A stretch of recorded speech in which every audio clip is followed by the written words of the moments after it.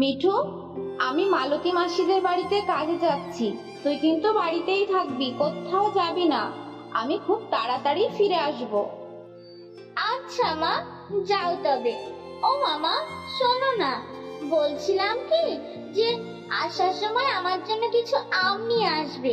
এখন তো নতুন নতুন আম উঠেছে, তাই না মা? না রে মা, এখন তোকে আম এনে দিতে পারবো না। এখনো তো মাস শেষ হয়নি। এই মাস শেষ হলে হাতে টাকা পাবো, তখন আমি তোর জন্য অনেক আম নিয়ে আসবো। এখন তুমি শান্ত হয়ে ঘরে থাকো, হ্যাঁ? মা তো বললো এখন মা আম এনে দিতে পারবে না। আমার তো খুব আম খেতে ইচ্ছা করছে। আমি এখন কি যে করি? ও হ্যাঁ, তনু আর মাহিদের বাড়িতে তো আমের গাছ আছে। আমি যাই, ওদের বাড়িতে গিয়ে খেললে ওরা একটা আম নিশ্চয়ই আমাকে খেতে দেবে।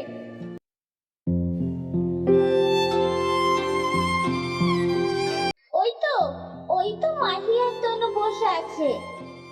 হ্যাঁ রে মাহি, তোরা এখানে বসে বসে কি করছিস? তোরা কি আজকে খেলবি না? ও, তোরা আম খাচ্ছিস?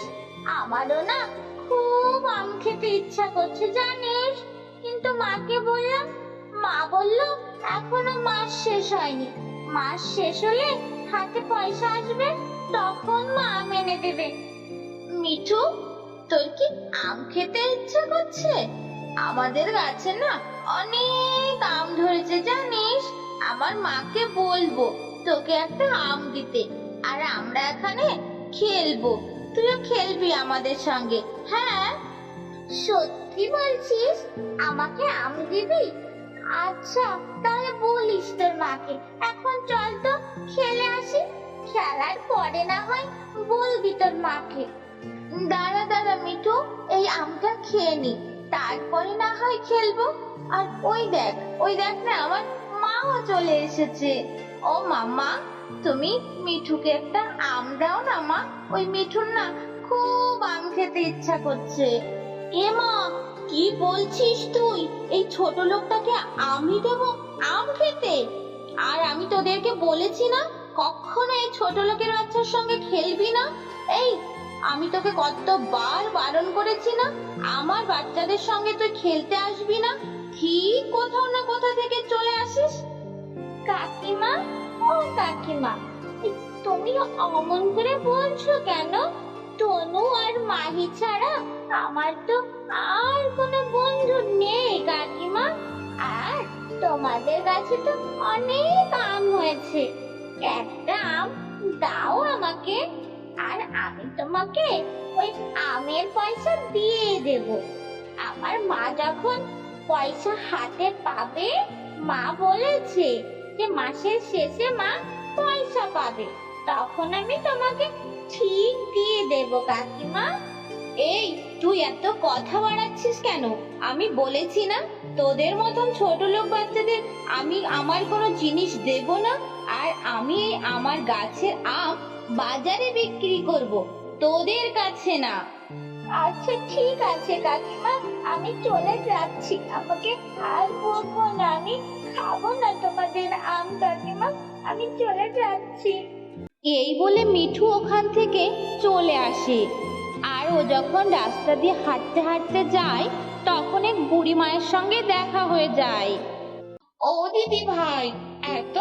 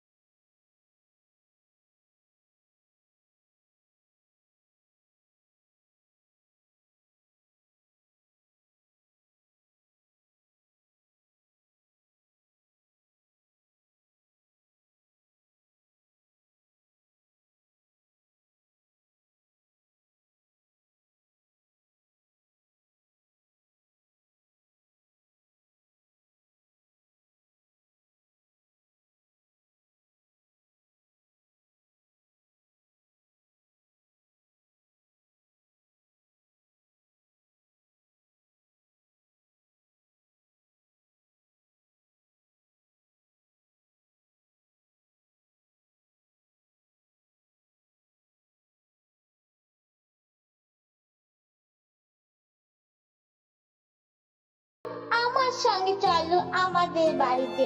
আমার মা সকালে অনেক ভাত রান্না করে রেখে গেছে জানো তো। চলো না বুড়িমা আমার সঙ্গে।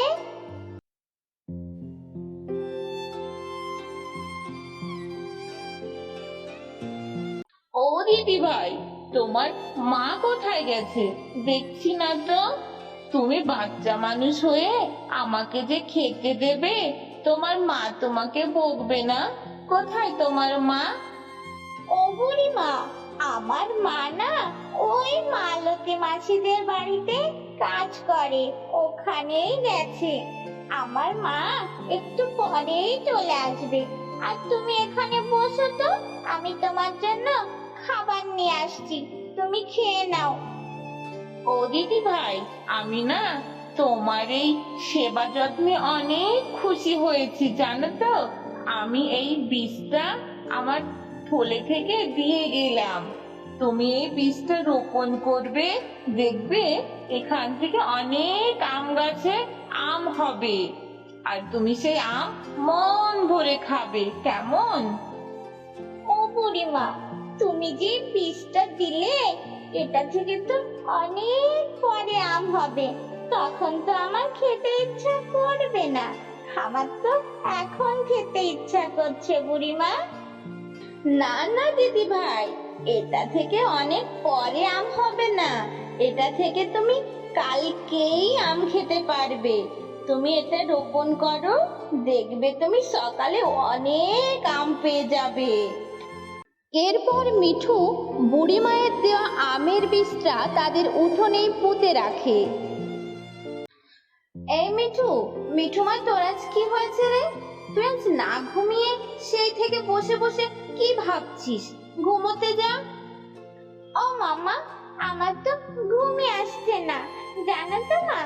আজ একটা বুড়িমা এসেছিল, ওই বুড়িমাটা না আমাকে একটা আমের বীজ রোপণ করতে দিয়েছিল। বলেছে আমি কাল সকালে অনেক আম পাবো। আমার তো আর একটু ভালো লাগছে না, আমি শুধু ভাবছি কখন সকাল হবে। ধুর, রাতটাও যাচ্ছে না। ধুর, আমি তো এই মেয়েটাকে নিয়ে আর পারি না। কোথা থেকে কোন ভিক্ষুক এসে নাকি ওকে আমের বীজ দিয়েছে, আরো সকালেই আম পেয়ে যাবে। ঘুমোতো এখন। সারাদিন আমি ওই কাজ করে এখন আমি ক্লান্ত হয়ে গেছি, আর তুই না ঘুমিয়ে বসে আছিস। ঘুমোতো মা, তুই ঘুমোলে আমিও একটু ঘুমোবো। এরপর ওই রাতের মধ্যেই বুড়িমার দেওয়া আমের বীজ থেকে জাদুই আম গাছ তৈরি হয়ে যায়। এ মা, হ্যাঁ তো, মিঠু তো ঠিকই বলেছিল। আমার মনে হয় ওই বুড়িমার দেওয়ার বীজ থেকে এমন আম গাছ তৈরি হয়েছে। মিঠু মা, ও মিঠু, মিঠু মা, বাইরে আয় তো মা। দেখ না কত বড় আম গাছ হয়েছে। ও মা, দেখেছো তো ওই বুড়িমার দেওয়া জাদুর বীজ থেকে কেমন আম গাছ হয়েছে, তাই না মা? আমি এখন থেকে অনেক আম খেতে পারবো, তাই না বলো মা? আমাকে একটা আম পেড়ে দাও না মা। দাঁড়া মা, দাঁড়া, আমি দিচ্ছি তোকে। এই বলে মিঠুর মা মিঠুকে একটি আম পেড়ে দেয়। ও মামা, আমরা এত আম কি করবো মা? আমাদের একটা কাজ করলে হয় না মা? এই আমগুলো যদি আমরা বাজারে বিক্রি করি, তাহলে তো আমাদের আর কোনো কষ্ট থাকবে না মা। আর তোমাকেও মালতী মাসিদের বাড়ি কাজে যেতে হবে না, বলো না মা? বিক্রি করবে। হ্যাঁ রে মা, এখন থেকে আমরা বাজারে বিক্রি করব। আর যারা গরিব দুঃখী আছে, যারা আম কিনে খেতে পারে না, তাদেরকে আমরা আম বিলি করব। ঠিক আছে, চলো এখন আমগুলো কুড়িয়ে নিই। তারপর থেকে মিঠু আর তার মা গরিবদেরকে আম বিলি করে দেয়। আর যে আমগুলো বেঁচে যায় সেইগুলি বাজারে বিক্রি করে। আর মিঠুর মা কাজে না গিয়ে আম বিক্রি করেই তাদের খুব ভালোভাবে সংসার চালিয়ে নেয়।